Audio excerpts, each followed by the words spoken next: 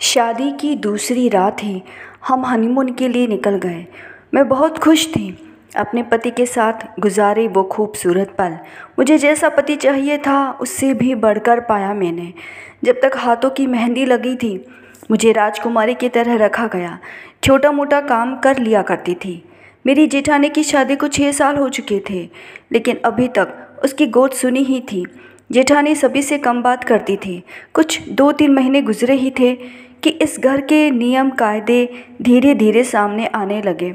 सुबह उठते ही रसोई में सासू जी जेठानी खाने की तैयारी करती। मुझे लगा सासू जी ने शायद जेठानी और उसके बीच काम बांट लिया होगा। मुझे जूठे बर्तन धोना, पोछा लगाना, गंदे कपड़े धोना, सुखाना, घर की साफ़ सफाई तक का काम करना था। खाना सिर्फ सासू जी और जेठानी ही बनाती थी। मुझे लगा कि शायद जेठानी के कोई बच्चा नहीं है, इसीलिए सासू जी को उनसे सहानुभूति होगी। घर में एक अजीब सा सन्नाटा था। सभी एक दूसरे से नाप तोल कर बात करते तो कुछ तमाशा होता ही नहीं था।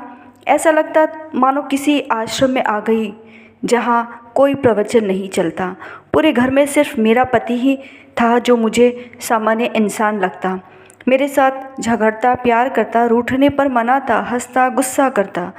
सारी की सारी इंसान की खूबियाँ थीं, पर बाकी सदस्य मानो किसी दूसरे ग्रह से आए प्राणी हो जिसमें कोई हाव भाव नहीं। क्या ऐसे प्राणी भी इस धरती पर मौजूद है जिन्हें देखकर यूं ही मन में विचार बौखला जाते थे। हर महीने की 4 तारीख कुछ खास थी। उस दिन दोपहर में मुझे सोने नहीं दिया जाता था। रात को मीठे पकवान, मेरा मनपसंद खाना ही बनता था। भरपेट खाना खाकर मैं ऐसे सोती कि आंखें सुबह ही खुलती थी। इसी बीच मैं प्रेग्नेंट भी हो गई। घर में सभी मेरा ख्याल रखते। मुझे लगता मानो मैंने पिछले जन्म में बहुत अच्छे कर्म किए होंगे कि मुझे इतना अच्छा ससुराल मिला। मुझे हर प्रकार की सुख सुविधाएं मिली थी, लेकिन घर का सारा काम हमें ही करना होता था। घर में कोई नौकर नहीं था। हर घर में एक खलनायक तो होता ही है, पर मेरे परिवार में कोई खलनायक नहीं। मुझे अब 8वां महीना था। अब रात को थोड़ी बेचैनी होने लगी थी। अक्सर रात में अपने पति को परेशान करने लगी थी। 4 तारीख थी। मुझे उस दिन भी शाम को मनपसंद खाना खिलाया गया, किंतु नींद तो जैसे मेरी गायब रहने लगी थी। उस दिन रात को लगभग 3 बज चुके थे। अचानक बेचैनी के कारण मेरी नींद कोसों दूर थी। बिस्तर पर अपने पति को जगाने के लिए हाथ बढ़ाया तो मेरा पति बिस्तर पर था ही नहीं। उन्हें ढूंढने के लिए मैं अपने कमरे से बाहर निकली तो हॉल में सोफे पर मेरी सासू जी, ससुर व मेरा जेठ बैठा था। मुझे इस तरह अचानक कमरे से बाहर निकलता देख उन सभी के चारों चेहरे पर 12 बजे थे। पर सच कहूँ तो इस तरह से उन सभी को वहाँ देख मेरे भी 12 ही बजे थे। मैंने सासू जी से कहा, ये कहाँ है? मुझे कुछ काम है। उन्होंने कहा, कुछ काम है बहू, इसलिए वह बाहर गया है। सब ठीक तो है? आप सभी यहाँ बाहर इतनी रात को क्या कर रहे हो? मैंने कहा। उन्होंने कहा, संजय का इंतज़ार। संजय हॉस्पिटल गया है, कोई बीमार है, उसे दे लेकर। तुम जाओ बहू, सो जाओ, अभी तुम्हें आराम करना है। मैं फिर से कमरे में चली गई। संजय का इंतज़ार करते करते मुझे भी नींद आ गई। सुबह मैंने संजय से पूछा तो उन्होंने भी यही जवाब दिया। 9वां महीना लगते ही मुझे मेरे मायके भेज दिया गया। लगभग 4 महीने बाद मैं फिर से अपने ससुराल आ गई अपने बच्चे को लेकर। और बच्चे तो रात्रि जागरण करवाते ही हैं, तो मुझे भी जागना ही पड़ता था। मेरे पति संजय मुझे अक्सर सोने के लिए कहते और खुद बच्चे को संभालते, पर मुझे भी दया आ जाती। सोचती कि दिन भर काम करते हैं, ये वैसे भी थक जाते हैं, और रात को बच्चे को संभालने की ड्यूटी कैसे दे दूँ? मैं तो दिन भर घर में ही रहती हूँ, जब चाहे आराम कर लेती हूँ। पर कमबख्त ये 4 तारीख फिर आ गई।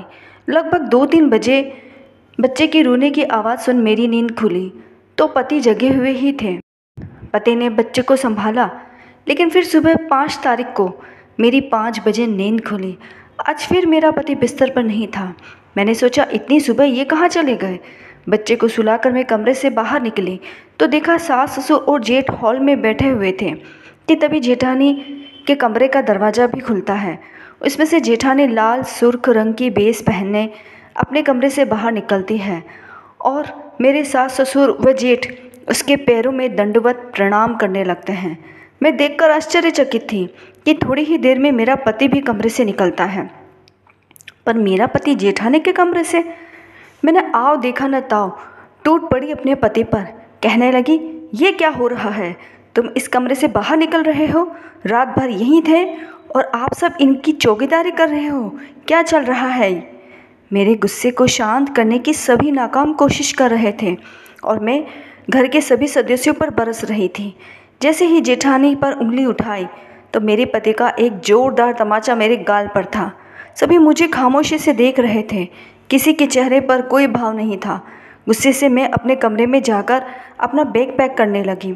तभी मेरी सास कमरे में आकर कहने लगी, बेटा तू गलत समझ रही है, संजय कमरे में पूजा कर रहा है। मैंने कहा, आप लोग बाहर रखवाली करते हो, सभी को पूजा करनी चाहिए थी। और एक बात बताइए, ऐसा कौन सा भगवान पैदा हो गया जिसकी पूजा सिर्फ मेरे पति को ही करनी है? समझा सकते हैं आप मुझे? सास ने कहा, जो भी तुम्हारी जेठानी से छोटा है बस वही पूजा कर सकता है, हम सब बड़े हैं ना। मैंने कहा, आप सब बड़े हैं पर मैं भी तो छोटी ही हूँ, मुझे भी पूजा करनी है फिर तो। सासू जी ने हाँ कहा और चली गई। फिर वैसे ही सामान्य सा हो गया, किसी के हाव भाव में कोई बदलाव नहीं। खैर वैसे भी यहाँ किसी के व्यवहार में कोई हाव भाव थे कहाँ, न कोई हंसना, न रोना, न गपशप, न तारीफ, न बुराई। पर कुछ तो था जो अजीब था, जो मेरी इस बहस ने मेरे सोई ज्ञान की आँखों को खोल दिया। दिमाग में तरह तरह के विचार घूमने लगे। फिर 4 तारीख आ गई। मेरी सास ने कहा, आज रात सोना मत, पूजा की तैयारी में तुम भी हाथ बटा दो। मेरी सासू जी व जेठ कमरे में झाड़ू पोछा लगाने लगे।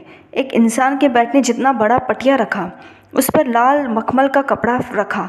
तभी मेरी जेठानी लाल सुर्ख रंग का जोड़ा पहनकर आई। सोने से भर भर कर लदी थी और वह वहाँ उस पटिए पर जाकर बैठ गई।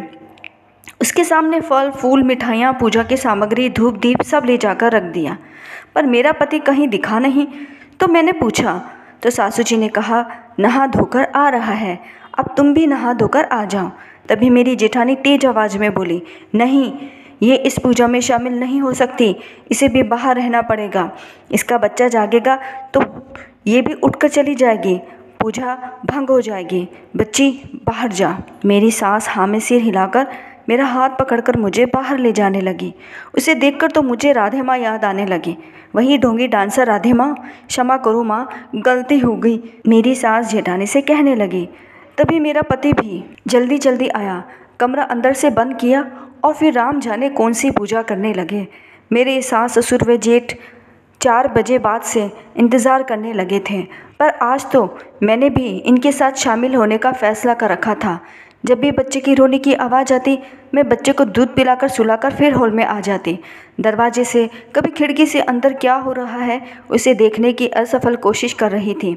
मेरे सास ससुर व जेठ मन में कुछ बड़बड़ा रहे थे। तीनों मुझे एकटक घूरे भी जा रहे थे, लेकिन उनके मुँह से एक शब्द भी नहीं निकला। उसके बाद दरवाजे के ऊपर एक रोशनदान से झांकने के लिए एक कुर्सी लेकर आई और उसके ऊपर रखा एक डिब्बा। मैं ऊपर चढ़ी, पर मुझे अब सिर्फ मेरी जेठानी का साड़ी से ढका सिर दिख रहा था। सारी असफल कोशिश करने के बाद मैं भी चुपचाप सोफे पर बैठ गई। इसी उठापटक में 5 भी बज गए। सभी को दंडवत प्रणाम करता देख मैंने भी प्रणाम किया।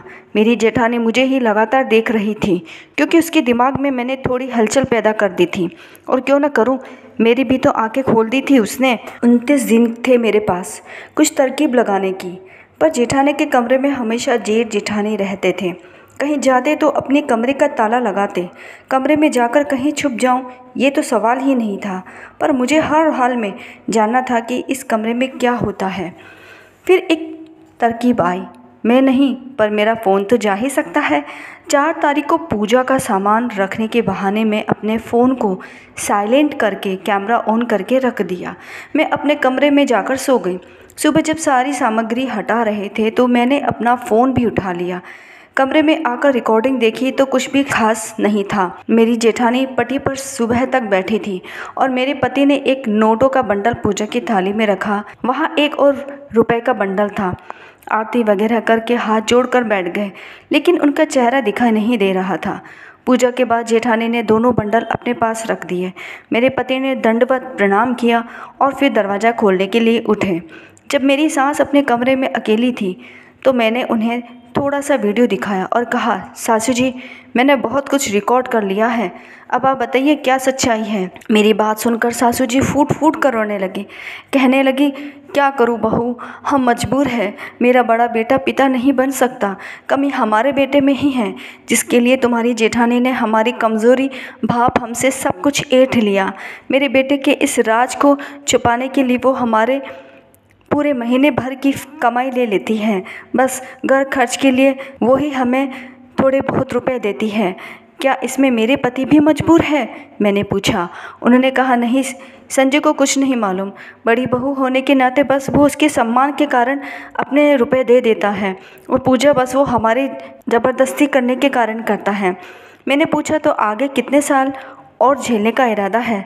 सिर्फ बदनामी के डर के कारण अपनी आज़ादी से सौदा करोगे? आपको लगता है इसका सिर्फ यही हल है? आजकल हर बीमारी का इलाज संभव है। यह सिर्फ शरीर की एक कमज़ोरी है जिसे दूर किया जा सकता है। अब जो उसे दिया है उसे वापस लो। उसको जिसे जो कहना है ढोल पीट कर कहे, जाकर कहो उससे।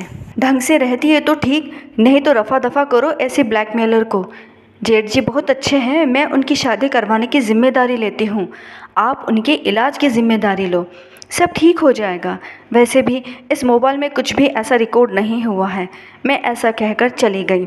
सारी सच्चाई जानकर मेरे पति को भी स्वयं की बेवकूफ़ी पर शर्म आई। जेठानी ने भी अपने किए पर माफ़ी मांगी। जेठ जी का इलाज चला तो दूसरे साल ही जेठानी की गोद भी भर गई। हमारा परिवार अब जाकर सामान्य परिवार हो सका था।